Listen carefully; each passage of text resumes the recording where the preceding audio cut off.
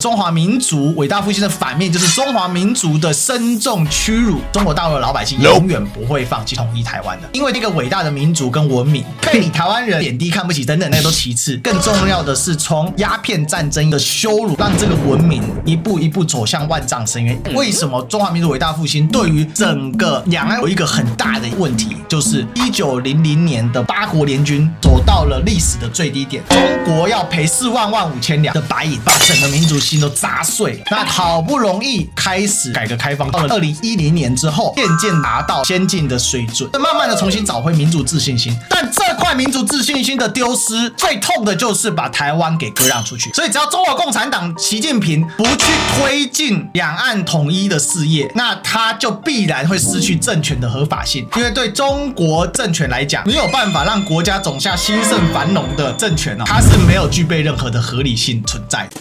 Ladies and gentlemen, welcome the host. 这个中华民族伟大复兴的反面就是中华民族的深重屈辱这件事情，它是无感的，甚至是丧失的。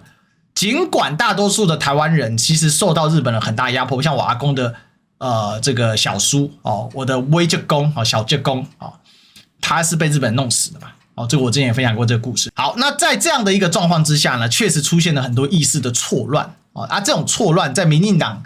不断的生根所谓的台湾本土化意识当中，他就把它浇灌住了今天台湾人的意识形态里面。那这个意识形态呢，造就了今天的台湾的绿色一个很坚定的基本盘，也就是呢，作为中国的边陲地区，它最终变成了一个想要脱离中国而去的地区。甚至呢是选择呢否定祖宗的方式。可是呢，什么叫中华民族伟大复兴？大家了解到，台湾人无感，不代表中国大陆这边无感不代表在大陆生活的中国人无感这一点很重要。为什么呢？因为大家想中华民族很多人都说是梁启超造的，这个名词作为一个现代的民族学、社会学、政治学名词，确实它的推广跟使用是梁启超先生去推广去使用，没有错。可是就因为梁启超先生去推广使用这个名词，就否定中华民族实质的内涵，就是以中国的汉族文化、汉民族文化为主体，以儒家文明、汉民族主体的儒家文明作为核心的一个文化发展，到当代的时候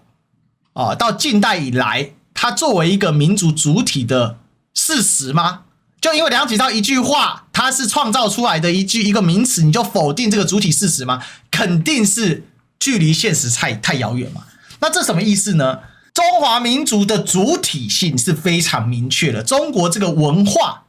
是非常明确的。从近年来的研究可以非常的肯定，现在我们只是缺乏文献记录，但事实上可能早在5000到8000年前，在整个华夏大地上面就已经有非常高度发展文明的酋邦组织的出现，城邦组织、酋邦组织的不一定看怎么定性。那在这样的一个下来的这个过程当中呢，这个中华民族或者你说这个华夏文明在什么时候受到了极巨大的屈辱？在过去的2-3千年里面，都是一个极为发达领先的民族，即便在分裂时代，也是相较于周边民族来说具有相当的先进性。比如说我们看魏晋南北朝发展那么久，北人始终对于南人就北朝的老百姓对于南朝老百姓始终有一种自我看不起的一个结果最有名的就是北魏孝文帝要来坚定实施汉化，他是鲜卑人，然后他们实施汉化之后，他们就看不起他们自己的鲜卑人，留在北边的鲜卑人。为什么呢？因为鲜卑有一个同族源出身的兄弟叫做柔然，他是当时的北方人，你就可以把它想象当时的匈奴后来的蒙古当时就占据了草原位置。然后呢，北方他们那时候没有用长城，他们用六镇，用军政守备。六镇的这一些鲜卑军人早期是像郾城一样，半年呢，夏天的时候冬天的时候到南边，夏天的时候回去北边守边这样子。结果就渐渐的将汉化之后，他们就看不起这些人，后来酿成了一个巨大的祸乱，也直接导致了北魏的灭亡，叫做六镇之乱。哦，这里面最有名就是尔朱荣之乱嘛，叫尔朱氏哦，最早叫葛荣，后来叫尔朱荣，好了，一系列的变乱，最后才产生了这个北魏的直接分裂，变东魏西魏这样。那你看哦，鲜卑人他是受到什么民族文化影响？你否定了中华民族的确实的存在性，那你怎么去理解为什么北魏孝一定要实施汉化？而且他实施汉化之后，他看不起自己的同族的兄弟，是这样来的哦。他这个逻辑是不通的嘛？梁启超只不过是用当代的民族学的学说，用当代的社会学、政治学、国际地缘政治学或民族国家的这种学说，去把一个既定存在的主体民主文化核心给重新描述而已。好，所以厘清了这件事情之后呢，你就可以反推到一个概念：为什么中华民族伟大复兴对于整个两岸问题有一个很大的一个问题，就是大陆永远中国大陆或中国共产党，其实不是中国共产党，是中国大陆的老百姓永远不会放弃，至少我可见的将来内，他是不会放弃统一台湾的。原因是什么？因为这样一个伟大的民族跟文明，被你台湾人在贬低、看不起等等，那个都其次，更重要的是从鸦片战争以来的羞辱跟耻辱，让这个文明一步一步走向万丈深渊，一直到了1900年的八国联军，就是庚子拳乱所引发的八国联军，走到了历史的最低点。中国要赔4亿5千万两，4万5千两啊，就是4亿5千两的白银，相当于一个中国人1两银子，把整个民族心都砸碎了。砸碎了之后呢，在这个废墟当中所诞生的第一个中华的共和国叫中华民国。他就是想要拯救这个乱局而诞生的，可是他还是经历了一系列糟心的混乱，再来出现了第二共和中华人民共和国，还是初期出现了一系列的混乱。好，那但是呢，在一些方面呢，慢慢在推进当中，那好不容易到了1900年开始这个改革开放，从197这个毛泽东过世之后，逐步的进入改革开放，再到了2000年之后高速的发展，到了2010年之后，渐渐的达到了先进的水准。即便还有很广大的内陆农村还没发展，没有错，但是呢，已经逐步的完成了所谓现代工业化的转型，连农业都开始进入工业化的时代。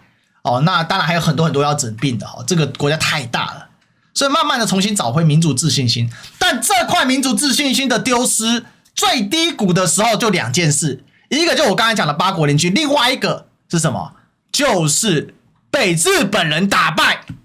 这个是台湾人没法理解的一件事情，为什么对岸的老百姓对日本人这么样的一个无法理解跟接受？原因在这里，被日本人打败不打紧，在二战的时候还有这么多屠杀残酷的事情发生，而最痛的就是把台湾给割让出去，而台湾在当时中国的省份已经从边陲转换成先进进步的省份，是这样的一个转换。什么意思呢？刘铭传治下的台湾是中国最先进的省份，有电灯，有下水道，有电报线，有铁路，甚至有自来水。那其他什么报纸什么文化，那就都不用再讲了。定期的轮渡，2大轮渡公司，所以这个事情是台湾人不了解，而为什么要坚定实施中华民族伟大复兴的基础逻辑是在这里。你是过不去，那个坎是过不去的嘛，过不去的坎，那两个如果不去理解对方，那就是必然要碰撞。那你每次讲理解对方就变成舔共，那这事情就无解了，那就只剩最后，那就是物理来互相冲击。OK， 好吧，这个才是整个的一个问题之所在啊。最后提醒一句啊，所谓当代民族国家的概念，不要听那个，我跟你讲，用西方学者，也不是说不要听啊，西方学者的可以参考。有一大堆的什么名词定义，对不对这个名词 A B C D nation 啊，什么民族国家等等，但实质上就一件事情嘛，那个都是西方强加于东方文明的一个东西。东方文明有自来就有自己的适应方式，只是被船坚炮利给摧毁而已。